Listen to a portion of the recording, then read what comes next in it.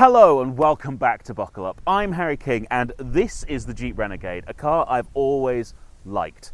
11 years on sale now, we've finally got a run out North Star edition, and today I'm going to tell you why I like this so much. I think what we really need to dig into first is the styling. This tickles the same part of my brain as the Suzuki Jimny. It's boxy, it's purposeful, it's got real proper off-road credentials as well, but all of that in a package that's kind of super mini sized-ish. This fits really well in city streets. And even though this Jeep is very diminutive, there were versions of it available with the coveted trail rated badge, which means it's gone through the arduous Rubicon Trail in the USA.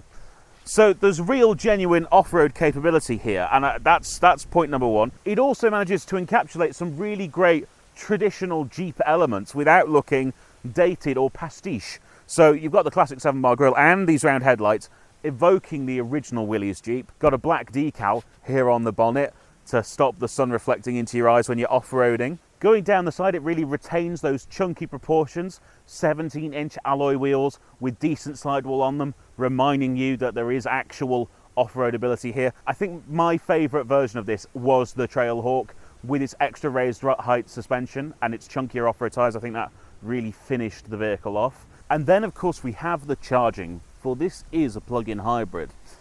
It's actually got a fairly small battery, and that means it'll recharge on an AC charger in around 2 hours, which even when it came out wasn't amazing, and now 5 years down the line, it's really rather falling behind its peers. There are so many other ways that this car is special, unique, and likeable though.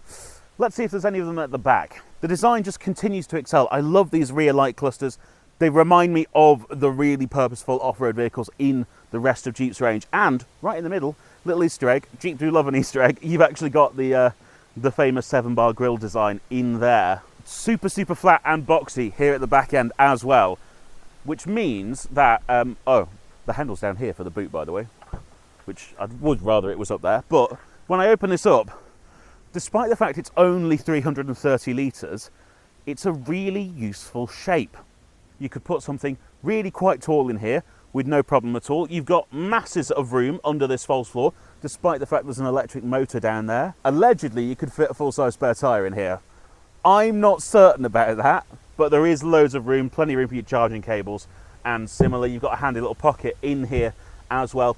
And the seats fold down completely flat, in which then you get a very large boxy area where you can put stuff. So figures wise, not brilliant, but I think in the real world, a really useful shaped boot. It's actually just put me in mind of the Kia Soul, another boxy car that I like a great deal.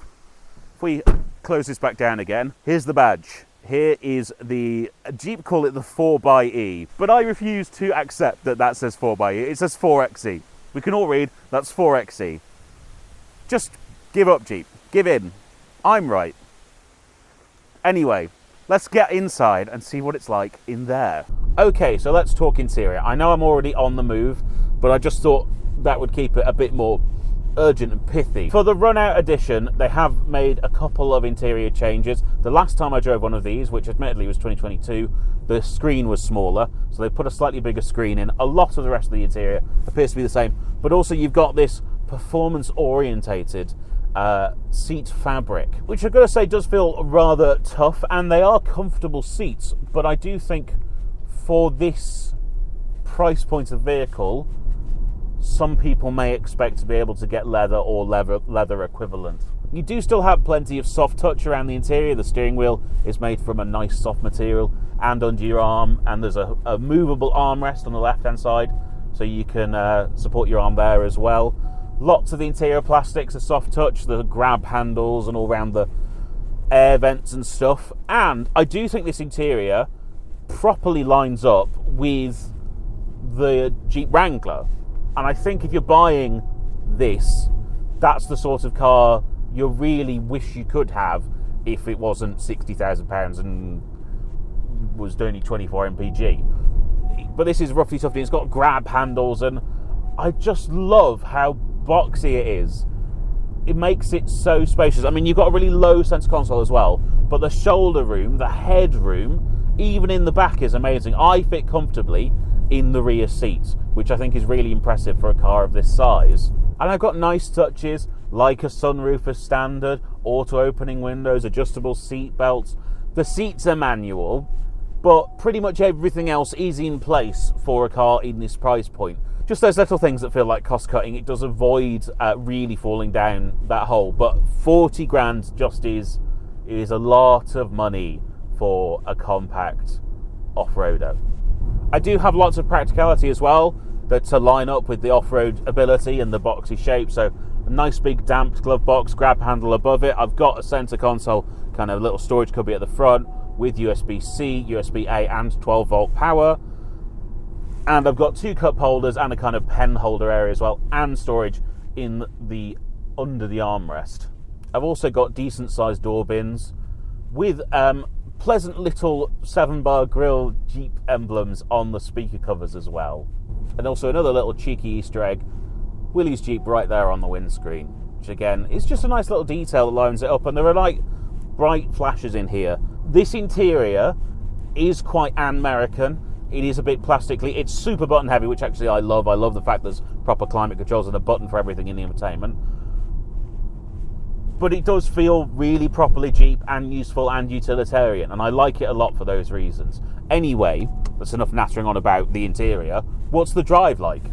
So driving the Renegade North Star, let's start with some facts and figures. As I've mentioned, this is the 4xe drivetrain. It's the most powerful version of it.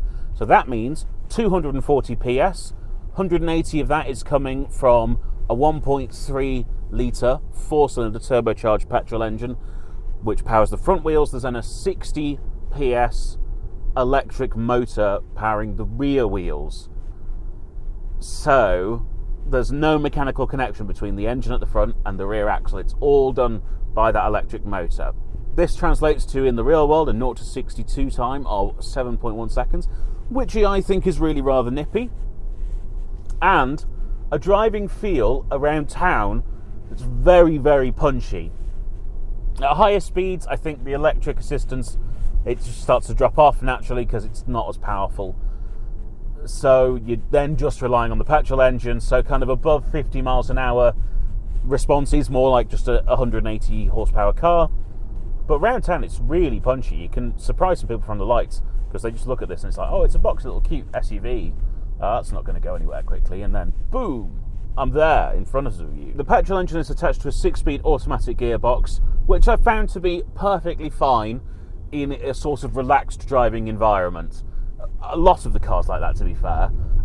If you try and press on or you leave it in sports mode, I'm in sports mode now to kind of try and demonstrate this. It really hangs onto gears for a long time, and it's quite... it's not the smoothest gear change when it's attempting to go quickly. Let's put it that way. I do think, though, for normal driving, it's absolutely fine. And for off-road driving, it's absolutely fine. What I found interesting is we've actually got off-road mode stuff down here, including a 4-wheel drive lock and a 4-wheel drive low. The off-road modes do really help adjust throttle response, to be fair.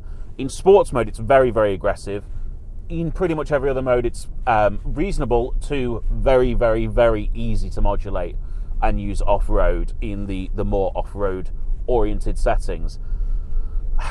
Again, it's just a really big part of why I like this car and why I like things like the Suzuki Jimny is they're cars built with a purpose in mind. They can actually go and do things off-road, and there's so many faux lifted hatchbacks on the roads, and I don't really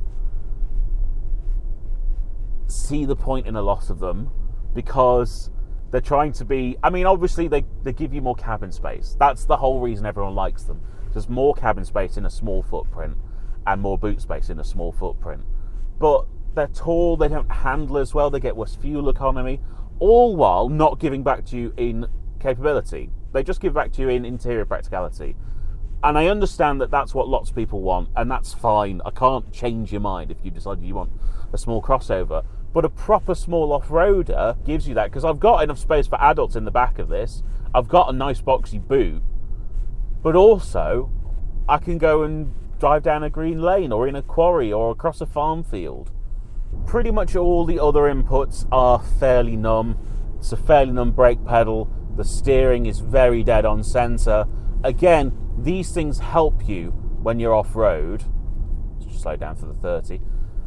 These things help you when you're off-road. It means the steering doesn't kick back too much. It does also mean that the torque steer is effectively handled. It doesn't really drag you around, even though it's obviously effectively putting a lot of power through the front wheels. I haven't noticed any kind of scrabble at the front end at all, which is really rather good indeed.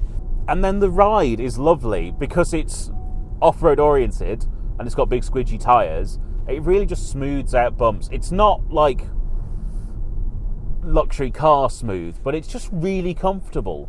You don't feel like you're getting knocked about that much. In terms of living with this car, I have noticed that the speed sign warning recognition thing is consistently incorrect. It seems to mostly read half of the speed limit. So when you're in a 30, it's reading 15. When you're in a 40, it's reading 20.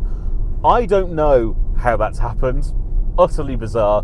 What I will note is the speed warning bong is fairly discreet, so it doesn't get on your nerves too badly. Otherwise, now I've got cruise control. Obviously, it's an automatic, super easy to drive. I've got a heated steering wheel, heated seats. Those are in the screen, irritatingly. Everything else has a button apart from them. And you just feel properly chunky in here. I've got this seat set all the way down. It's still actually a fairly upright sitting position, but you can jack it right up to the roofline, and obviously you've got plenty of headroom if you want to do that. The other thing that's great is if you're just driving around town, you can drive on electric only, and it is a proper lockout to electric only. Then obviously it's just rear wheel drive. You still get decent punch from that. You still can get up to speed around town pretty easily. The downside is it's only got about 20 miles of electric range. I don't think that's terrible, but it is a lot lower than nearly all the rivals. And it does mean that if you're on a longer journey and you don't use the e-save function, you are very quickly out of battery, and then you are just driving around in a sort of strong hybrid setup, and you're not going to be able to get the full performance out of the car either. I have been driving around in almost exclusively in e-save though, because I haven't had anywhere to charge this up over the course of the week, and it's still getting 37 mpg, which may not sound brilliant, but then if you put that in the context of having 240 horsepower and being a 1.8 ton brick forcing its way through the air, I don't think that's actually very bad. In fact, it's very similar to the reported economy of the old 2-litre diesel. So let's try and round that off. I really, really like the way this drives. I like the way it makes me feel. I like the capability. I like the fact you can drive it in electric only, and this still works as a town and city car, as well as being a proper off-roader. I think the economy is a decent compromise. I think the electric range is a decent compromise to get everything I want from a car, pretty much. Being compact, easy to live with proper off-road ability. What more can you ask for? With that being said, I think let's go back and do a quick conclusion. I'm going to start the wrap up by being really as critical as possible, because I openly like this car, but I do think it has some shortcomings. The first one being the price. Over £40,000 for a vehicle of this size is a heck of a lot of money. Yes, it's got decent power. Yes, it's got some real off-road capability in there.